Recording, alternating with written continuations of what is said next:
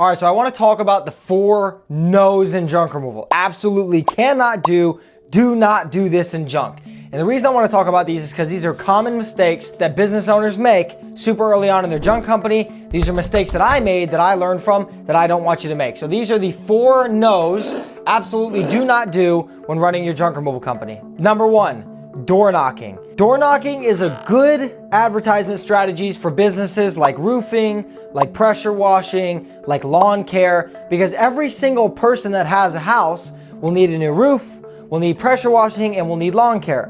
The difference here is when you own a junk removal company is not everybody has junk they need to get rid of. So the odds of you coming across somebody while door knocking, the few people that may answer that day, the odds of them needing junk removed are very low. So essentially you're gonna be wasting your time, right? You should be focusing on Facebook advertising, next door advertising, building a brand socially and online. You need to be doing guerrilla marketing like door ads, yard signs, business cards, stuff like that. You can spend your time much more wisely not doing this. So do not door knock when you're running a junk removal company. It's a terrible idea. I've had a lot of people come to me and say, yeah, I'm starting out. We've been door knocking. We haven't had a lot of success. Go figure. So I explained to them why, and that's exactly why. Door knocking is not efficient for a junk removal company because most people do not have junk. You want them to reach out to you directly, which means you need to be targeting the right audience. We're going to talk about that in a minute. No hidden fees. So you might think that this is something that's self-explanatory. Believe it or not, most people actually do have hidden fees.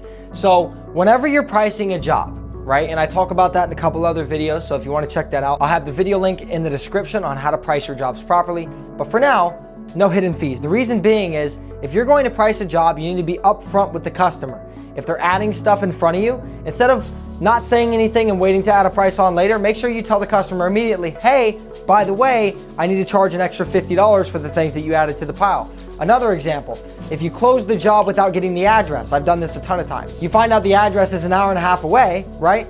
You need to change your price. Don't do that when it's time to pay. Text the customer and say, look, it's my fault. I should have checked the address. You're an hour and a half away. I'm gonna have to add a $50 to $75 travel fee, right? These are things that need to be discussed with the customer prior. One of the number 1 compliments I always got from customers was that my pricing structure was very clear. So I have an all-inclusive pricing model. Now what all-inclusive means is that the price that I give you includes absolutely everything. It includes dump fees, it includes labor, it includes travel, and it includes removing of the junk. When you have an all-inclusive pricing structure and your price is all-inclusive, it gives customers the idea that they're not gonna see any hidden fees, which they won't, which is why we have it structured that way. So if I was you and you're not sure how to structure, you're not sure how to price your jobs, and you don't wanna end up giving customers hidden fees, what you wanna have is a very upfront and transparent pricing structure. Like mine, for instance, I have 2 7x14x4 dump trailers. What I do is I charge $175 for a quarter, $350 for a half, $525 for 3/4, and $700 for a full trailer. That is an all-inclusive price, right? Which all that means is, when I tell you that it's gonna be $175, I mean that when you pay, it's gonna be $175. No extra transaction fees unless they have a credit card. If they're going through a credit card, all I do is the bank is gonna charge me 3.5%, I charge 5%. Right? So that way, whenever I do a quick transaction, because whenever I process, right, I pull the money out almost immediately. Sometimes that covers that, and it also covers this that the bank gives us. So if you're gonna do that, be upfront with the customer. If they say, hey, do you take credit cards? You say yes, but I have to charge a 5% transaction fee because that's what the bank charges me. That's all they need to know. Number 3, no underbidding. Now, I think we all know what this means, but I'll go over it super quickly. What I see with a lot of early on junk removal companies is they tend to underbid. Let's say the customer comes and said, hey, this guy said he'd do it for $150. Can you do it for cheaper than that? And they'll be like, sure, I'll do it for $100. Knowing that you're not gonna make a lot of money on the job and you're probably gonna take a loss, but you do it anyway to get the job. Now, if you're starting out and you haven't gotten a single job yet, it's okay to have your pricing model not ready yet, to underbid, and to kind of screw yourself on a couple of jobs because you have to learn, right? Part of building a junk removal company is learning through experience. And the only way you're gonna learn is by accidentally underquoting your jobs, doing them, and then realizing you screwed yourself, which is okay. But if you're a business and you've been in business for more than 3 to 6 months, there's no reason you should be underbidding yourself. If they found somebody to do it cheaper, you say, okay, have at it. All you do is you tell the customer, I completely understand. If you need anything in the future, please let me know. Half the time that I do that, they end up calling me back because the guy does not show up. The cheapest price is not always the best price. Sometimes I stress that to customers. If I'm with them and I'm in person, they're like, yeah, well, the last guy did it for this. I'd clearly tell them, look, our business is run a little bit differently. We have an all-inclusive price. So when I tell you a price, it's going to stay that way. We don't have any hidden fees, and we'll come and get it done tomorrow. Whatever the case may be, I try and stress to the customer that our price is our price for a reason. The other guy might not have enough equipment. The other guy might not have employees. The other guy might not be dumping properly, which we're going to go over in just a second. But the biggest thing is you don't want to screw yourself. The money you make off jobs, you need to be reinvesting into the company, okay? You should not be making $25 on a job unless it's somebody that you already know, unless it's a single item for a friend. Unless it's something like that, you should not be charging anything under $75 to $100 for a job. If you've built a fair pricing structure that is competitive, right? You have an all-inclusive pricing structure and there's no hidden fees, you will stay busy. It's all about marketing. And I have a whole thing on marketing because I am all about free marketing and independent marketing. So that's what I do personally.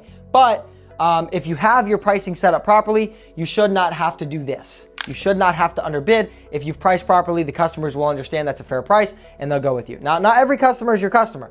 Sometimes you're gonna run into people that are like, oh, you know, you bid them, let's say there's a big old clean out. It's gonna be, let's say a 3/4 load, and you bid them, let's say $525, you give them a $25 off discount, and it ends up being $500, right?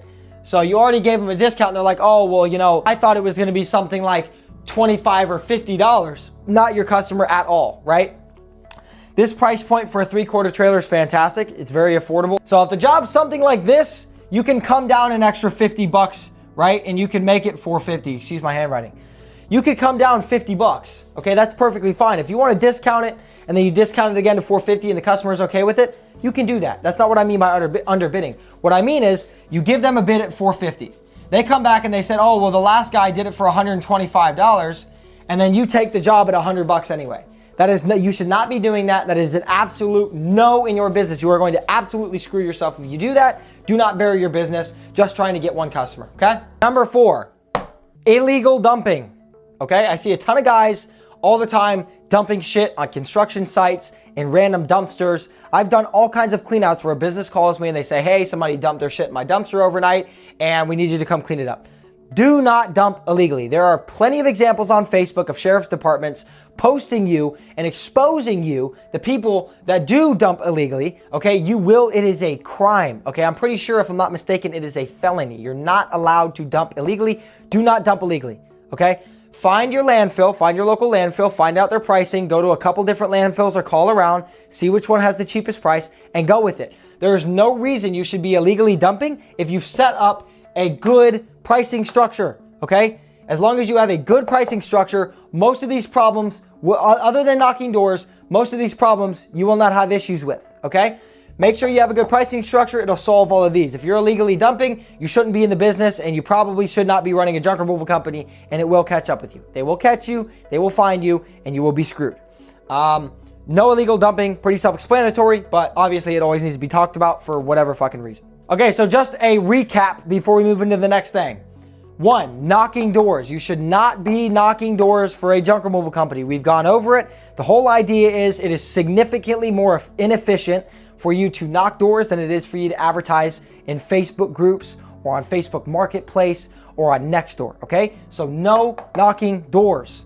Number 2, no hidden fees. Make sure you focus on building a good pricing structure with an all-inclusive pricing model. That way you don't have to charge the customer with hidden fees. You can be very upfront and honest and tell them, hey, it's gonna cost this. That's the final price. If you add anything, of course we have to charge more. If the distance is past this, of course you have to charge more. That's okay. It's okay to tell the customer you're gonna have to go up on price. It's a lot better than telling them at the end and then they get pissed off and give you a 1-star review. Now your Google profile's fucked. So no hidden fees. Number 3, no underbidding, okay? Remember, it's okay to bring your price down $50 or $75 if you're early on, right? You wanna get the job, you wanna make sure you close and you make the money. That's perfectly fine. So if we price at $525 and we have to come down to $500, no problem. If we price at $500 and we have to come down to $450, no problem again. If you're from $450 and you bring it down to $125 because their last guy did it for $150, that is unacceptable. You are going to hurt yourself. You're not hurting anybody else but yourself. Now, I've already erased it, but no illegal dumping, okay? That's very self-explanatory. If your pricing model is good, there is no reason that you would have to illegally dump, okay? Call around to your landfills, Find what price it is and 8 to 10x it, okay? Let's say your dump fee $60 on a 7x14x4 trailer. You should be at 600 to 650 a full load. I would say 650, factor in, $50 for gas. If you have a $100 dump fee, right, you're not going to 8 to 10x that. You need to 6 to 8x that. So if you have a $100 dump fee, you're going to want to be at $700 to $800 for a full load. And it goes so on and so forth. Now we're going to talk about that here in a minute, but those are the big 4 no's for junk removal. No, no, no, no, okay? You should not be knocking doors. You should not have hidden fees. You should not be underbidding, and you definitely should not be illegally dumping. I know there's a lot more things that I want to cover. Obviously, I'm going to have to do that in a different video because I really wanted to focus on the big 4 no's in junk removal. One thing I do want you guys to do for me is if you have made mistakes in your junk removal company and you want others to learn from it, leave a comment below and let me know what your biggest mistake was when you were starting out and how you turned it around and what you learned from it, okay? If you guys want to see more coaching videos like this, or there's something that you want me to cover in the next one, make sure you like, subscribe, and leave a comment on a topic that you guys want me to go over, whether it be advertising, pricing, so on and so forth, and I'll make sure I take care of that and cover that in the next video. My name's Hunter Patrick. I have run a junk removal company for the last 4 years called Dumpire Junk Removal, and this year we're going to do a little over $750,000 in revenue. On top of that, I've helped hundreds of people build and scale their own junk removal companies. Those are my qualifications, just in case you wanted to know. But like I said, like, subscribe, comment, and let me know what you guys want to see in the next video.